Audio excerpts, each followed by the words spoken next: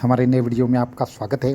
तो 9 साल पुराने तंत्र बाधा का नाश का साधक का जो अनुभव है वो आपके साथ हम शेयर करना चाहेंगे।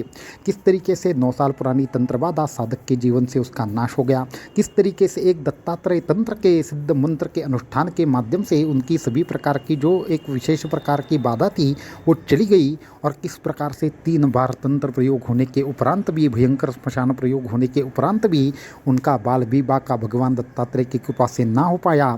तो ये सब चीज़ें अगर आप जानना चाहते हैं, ये संपूर्ण अनुभव पूर्ण तरीके से सुनना चाहते हैं, तो इस वीडियो को एंड तक देखना ना भूलें। साथ में ही हमारे चैनल को सब्सक्राइब करें, वीडियो को लाइक करें और ज़्यादा से ज़्यादा लोगों तक इन्हें पहुँचाएँ। तो वीडियो को शुरू करते हैं। तो जो भगवान दत्तात्रेय होते हैं या भगवान दत्तात्रेय के जो साधक होते हैं, उनके विरुद्ध नहीं किसी प्रकार के तंत्र मंत्र का कार्य चलता है, नहीं किसी प्रकार की बाधा उन भक्तों का कुछ बिगाड़ सकती है। जो गुरु के सच में शरण में जाते हैं, उनका जो संरक्षण है वो खुद भगवान दत्तात्रेय करते हैं, जो गुरु शक्ति है वह करती है। ऐसा ही एक ज़बरदस्त अनुभव हमारे एक साधक को आया, उसके बारे में हम आपके साथ बात करना चाहेंगे, वो अनुभव आपको शेयर करना चाहेंगे। और अंत में उनका वो सिद्ध मंत्र जो दत्त तंत्र के अंतर्गत आता है, उस मंत्र की भी थोड़ी सी चर्चा आपके साथ करेंगे। तो ऐसे आखिर कौन से मंत्र है जिसके माध्यम से 9 साल पुरानी, 12 साल पुरानी तंत्र बाधा, 3 प्रकार के श्मशान प्रयोग, इनके उपरांत भी साधक का बाल विवाह का ना हो पाया। तो ये संपूर्ण अनुभव उन्हीं के शब्द में थोड़ा सा हम आपको बताने का प्रयास करते हैं। तो ये जो साधक थे वो लिखते हैं कि तकरीबन 25 से 30 साल पुरानी बात है कि ये एक जगह गांव में रहते थे। इनका एजुकेशन चल रहा था। इनके जो पिताजी थे वो दत्त भक्त थे, वो भी साधना जानते थे, गुरु संप्रदाय से दीक्षा ली थी और नरसिंहवाड़ी में इनका आना जाना रहता था। तो तकरीबन साल में 2 या 3 बार तो वहाँ पे जाकर गुरुचरित्र के पारायण करना, एक बार तो साल में गाणगापुर जाकर आना आदि उनके पिताजी बहुत साल से करते थे। एक बहुत पुराना दत्त यंत्र उनके घर में था, जो जहाँ पे इनका गांव था वहाँ पे दत्त यंत्र था। आगे चल के पढ़ाई के लिए इनका शहर आना हुआ। पिताजी और माताजी उसी गांव में रह रहे थे, लेकिन ये यहाँ पे आ गए और यहाँ पे ही अगले कई सालों तक रहे। उसके बाद ये जब वहाँ पे अच्छी तरीके से जॉब वगैरह उनकी लग गई, उनकी शादी हो गई, तो पिताजी और माताजी भी उनके साथ ही रहने लगे। तो ये सब कुछ चीज़ें ठीक चल रही थी। तो आगे चल के जो गांव की ज़मीन थी उसके संदर्भ में उनका गांव में जाना हुआ। उस ज़मीन को बेचना था और कुछ पैसे वगैरह का उनको चाहिए थे, तो ये गांव वहाँ पे चले गए। तो इनका भाई के साथ कहीं ना कहीं पे वहाँ पे जाने के बाद झगड़ा हुआ। उसके बाद एक उनके नज़दीक वाला इंसान था भाई का, तो उनको वो ज़मीन चाहिए थी। तो इनको वो कहने लगे कि आप ज़मीन हमें बेच दीजिए, हम आपको आपकी ज़मीन खरीदने के लिए तैयार है। परंतु भाई के बगैर इनको ज़मीन खरीदनी या बेचनी नहीं थी, इसलिए इन्होंने साफ मना कर दिया। तो उस इंसान ने थोड़ा सा गुस्से में आकर कहा कि आप ज़मीन बेच दो, नहीं तो आपको एक विशेष तरीके से आपको जो इसका परिणाम है वो भुगतना पड़ेगा। ये डरे नहीं। इनके पिताजी को भी इन्होंने कहा कि वो ऐसे ऐसे बात कर रहे हैं। पिताजी ने भी कहा कि ऐसे धमकी देने वाले तो बहुत मिलते हैं, परंतु कोई देखता वगैरह कुछ नहीं है, आप ध्यान देना छोड़ दीजिए। तो इसके बाद इनकी भाई के साथ जो भी इनकी समस्या थी वो सॉल्व हो गई, और भाई के साथ इन्होंने कहा कि अभी हमें ज़मीन नहीं बेचनी है, कुछ भी हो जाए आप ऐसे ही यहाँ पे रहो और हम शहर में रहते हैं। तो उन्होंने सभी चीज़ें ठीक कर ली। उसके बाद ये वापस आ गए, लेकिन इनके दिमाग में उस आदमी ने जो कहा था वो थोड़ा सा रह गया। परंतु उनको बहुत दिन बीत गए, तकरीबन 1 या 2 माह बीत गए, परंतु ऐसा उनको कुछ लगा नहीं। परंतु 2 माह के बाद हुआ ऐसे, अचानक से इनकी जो पत्नी थी वो एक जगह से चलते चलते अचानक से गिर गई, और गिरने के बाद उन्होंने कहा कि उन्हें ऐसा लगा कि किसी ने धक्का दे दिया हो। परंतु उन्होंने थोड़ा सा क्या किया, वहाँ पे ज़्यादा ध्यान नहीं दिया और सभी लोग एकदम से शांत रहे, और उनको लगा कि हाँ ऐसा हो गया होगा, उनका ध्यान कहीं और होगा। तो फिर हुआ ऐसे कि इनकी पत्नी जब गिरी तो उनकी जो तबीयत ख़राब हो गई, तो वो तकरीबन 3-4 माह तक सुधरने का नाम नहीं ले रही थी। इनका जो एक प्रकार से उनका वीकनेस था वो बढ़ने लगा, और इनकी जो एकदम आँखें थी थोड़ी सी अंदर जा रही है, ऐसा डॉक्टर को भी लगा, इनको भी ऐसा लगा। और उनके चेहरे के ऊपर एक विचित्र प्रकार की कालिमा ऐसी सभी को दिखने लगी, और सभी लोग अंदर से घबराने लगे। ये सब चीज़ें तो चल ही रही थी। उतने में इनके भाई ने भी कहा कि उनकी भी तबीयत अचानक से ख़राब हो रही है, और ये जो तबीयत खराब हो रही है उसका कारण यहाँ के डॉक्टर को मालूम नहीं है, इसलिए हम वहाँ पे आ रहे हैं। तो वो उनका भाई और उनकी जो घर वाले थे 2-3, तो वो सभी लोग इनके साथ रहने के लिए आ गए। फिर उन्होंने बहुत सारे डॉक्टर के यहाँ पे चेकअप कराया, बहुत सारी चीज़ें कराई, परंतु कुछ भी उनको एक प्रकार से अच्छा नहीं लग रहा था। तो ये सब चीज़ें चल रही थी, तकरीबन साल भर गुजर गया, न पत्नी की तबीयत ठीक हो रही थी, न भाई की तबीयत ठीक हो रही थी। तो ऐसे में आखिर क्या किया जाए इनको समझ में नहीं आ रहा था। तो उसके बाद ये एक जगह पर चले गए और उसके बाद उन्होंने वहाँ पे गुरुचरित्र का कुछ पारायण वगैरह कर दिया। गुरुचरित्र का पारायण करने के बाद इनको धीरे धीरे सभी लोगों को आराम पड़ने लगा और उसके बाद सभी लोग एकदम से अपने जो भी अपने काम थे उसमें बिजी हो गए और उन सभी को लगा अभी सब चीज़ें ठीक हो गई है। पत्नी की भी तबीयत थोड़ी थोड़ी सुधर रही थी, भाई की भी तबीयत थोड़ी थोड़ी सुधर रही थी। तकरीबन 2 या 3 हफ्ते बीत चुके होंगे, तो सब अभी नॉर्मल चल रहा था ऐसा उनको लग रहा था। इसलिए उन्होंने सभी अपने अपने कार्य ठीक से करना शुरू कर दिया। भाई भी गाँव में चले गए और पत्नी भी उनकी एक जगह पर काम में जाती थी, वो जाने लगी। तो ये सब चीज़ें होती थी, परंतु एक दिन अचानक से ऐसा हुआ कि उनकी पत्नी रात को चिल्लाकर उठी और अलग ही भाषा में कुछ विचित्र विचित्र तरीके से गंदी गंदी गालियाँ भी दे रही थी और इनके पति को मारने की धमकी भी दे रही थी और इन्होंने अपने पति का गला पकड़ा। तो ये सब चीज़ें देखकर, उनका वह आविर्भाव देखकर, उनका वह चेहरा देखकर सभी इतना ज़्यादा घबरा गए कि उनको मानो एक तरह की तरीके से जबान से एक शब्द नहीं निकल रहा था, ऐसी चीज़ उनको कहीं ना कहीं पे हुई। और वो जो बोल रही थी वो एक प्रकार से दूसरे की आवाज़ थी, ऐसा भी उनको लगा। तो ये जो अनुभव था वो अत्यंत भयावह अनुभव था और उसी के बाद 2 दिन में उनके भाई का छोटा सा एक्सीडेंट हो गया। उनको कहीं से गिरने के बाद उनके पैर की हड्डी टूटी। तो ये भी चीज़ें अचानक से संयोग से हो रही थी। उसको छोड़कर इनकी जो जॉब थी उसमें भी कुछ ऐसी चीज़ें हुई, उनके जो मैनेजर थे या ऊपर के अधिकारी थे वो अचानक से बदल गए और इनको भी कहीं ना कहीं पे ऑफिस में तकलीफ़ होने लगी। इनके पिताजी थे वो सारी चीज़ें देख रहे थे, तो उन्होंने कहा कि मुझे कुछ अलग सा संदेह हो रहा है, तो एक काम करें, हम क्या करेंगे, सब नरसिंहवाड़ी में जाएंगे और वहाँ पे कुछ न कुछ साधना करेंगे। परंतु हुआ ऐसे कि उनकी जो साधक थे उनके पिताजी की तबीयत अचानक से ख़राब हो गई। तो वहाँ पे सभी लोगों ने उनका जो जाना था वो कैंसिल कर दिया और सभी लोगों को कहीं ना कहीं पे पिताजी की ज़्यादा तकलीफ़ होने लगी और उसी में उनका देहांत हो गया, उनके पिताजी की मृत्यु हो गई।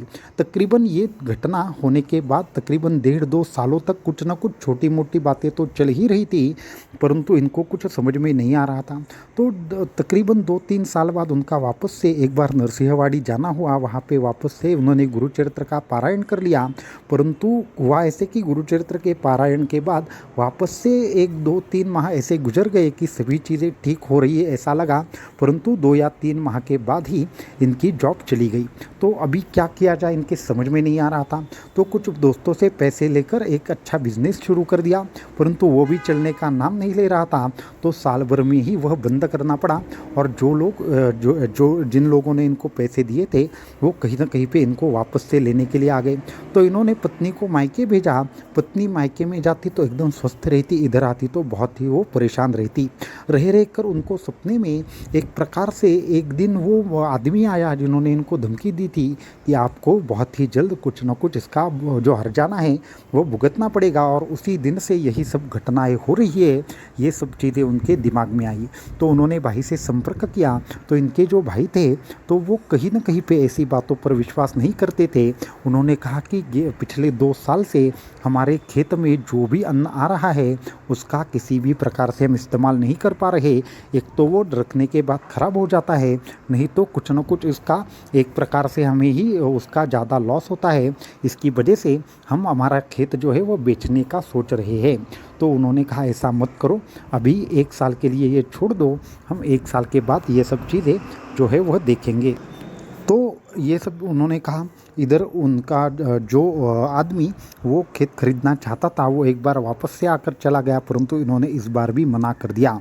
लेकिन इस बार जो घटित हुआ वो अत्यंत भयावह था। उस साधक की एक छोटी सी बेटी थी। वो बेटी एक दिन क्या हुआ, रात को 12-1 बजे के आसपास जब उठे तो वो एक कोने में बैठी थी और किसी से बातें कर रही थी, लेकिन इसकी आंखें बंद थी। तो हुआ ऐसे कि वो उनको लेने के लिए चले गए, परंतु जब बेटी ने इनकी तरफ देखा तो अत्यंत भयावह ऐसा उनका चेहरा नज़र आया और उसने चिल्लाकर कहा कि मैं 2 दिन में इनके साथ जाने वाली हूँ। और उन्होंने पूछा कि किसके साथ आप जाने वाली है, तो उन्होंने कहा इन दोनों के साथ। और उन्होंने उस कोने में देखा तो उनको सिर्फ एक परछाई नज़र आई और एक भयंकर हाथ नज़र आया, कि जो देखने के बाद साधक को अब लगा कि नहीं, अभी कुछ तो गलत ज़रूर हो रहा है हमारे आजू बाजू में। अब क्या किया जाए ये समझ में नहीं आ रहा था।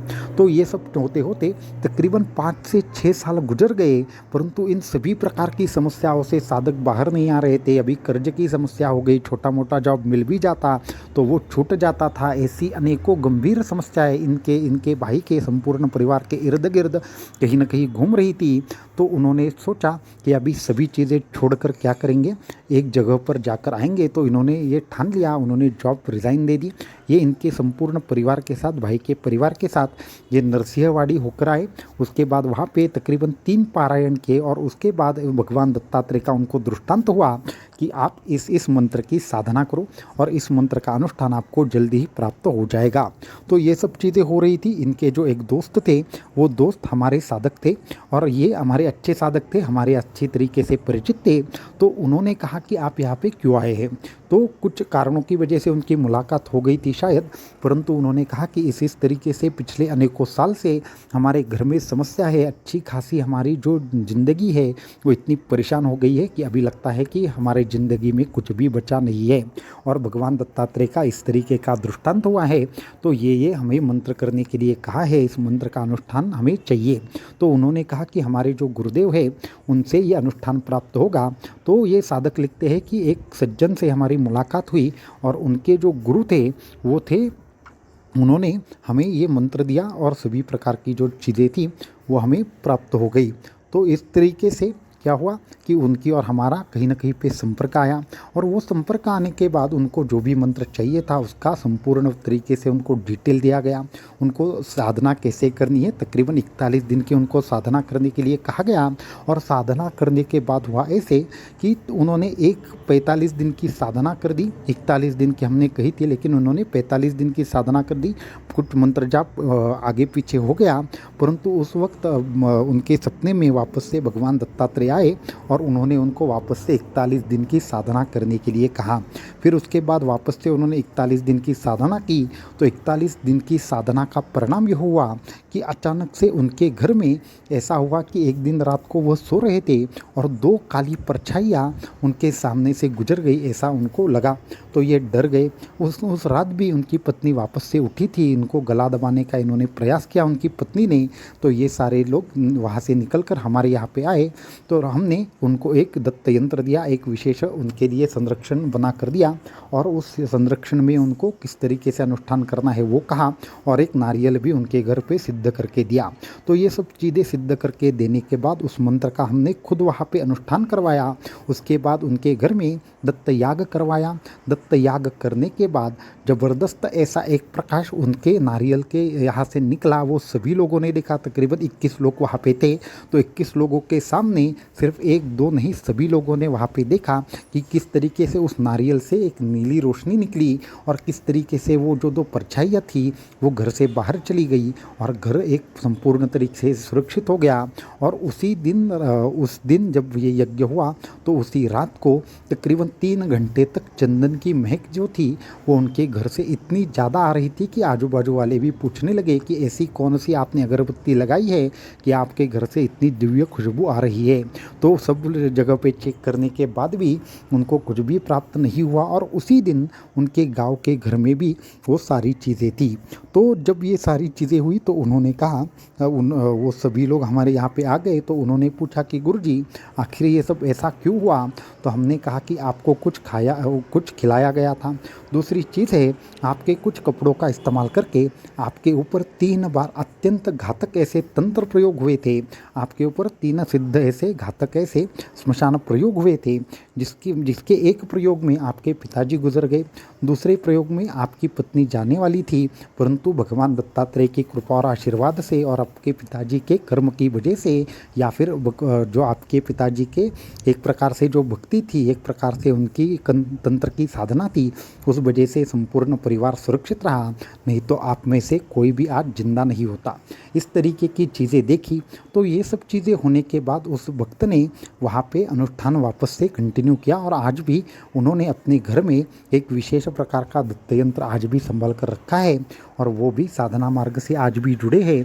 परंतु 3 स्मशान प्रयोग होने के बावजूद उनको जब हमने शब्द दिया था कि आपका कोई भी बाल भी बाका नहीं कर पाएगा, वो शब्द वैसे के वैसे आगे चल के सच हो गए और सभी प्रकार की बाधा से बाहर आने के उपरांत उन्होंने एक अपना अच्छा बिजनेस शुरू कर दिया और उनके जो संपूर्ण फैमिली है वो अत्यंत अच्छी तरीके से आज कहीं न कहीं पे राहत में है। तो ये जो उनका ज़बरदस्त अनुभव है, इसमें 3 बातें अत्यंत महत्वपूर्ण है। एक ऐसे है कि समय आने से पहले कुछ नहीं होता। दूसरी चीज़, उनको जो मंत्र दिया गया उनके ऊपर उनकी अत्यंत ज़्यादा निष्ठा थी। और तीसरी और महत्वपूर्ण बात, उनकी हमारे प्रति श्रद्धा थी। हमारे प्रति मतलब यह इसका महत्व यह है कि हमारे प्रति का अर्थ यह है कि उनके अपने गुरु के ऊपर पूर्ण श्रद्धा थी। अगर गुरु कुछ हमें दे रहे हैं तो हमारे कल्याण होगा ही होगा, ये उनके मन में सुनिश्चित था और उनकी ही श्रद्धा का उन्हें फल प्राप्त हुआ।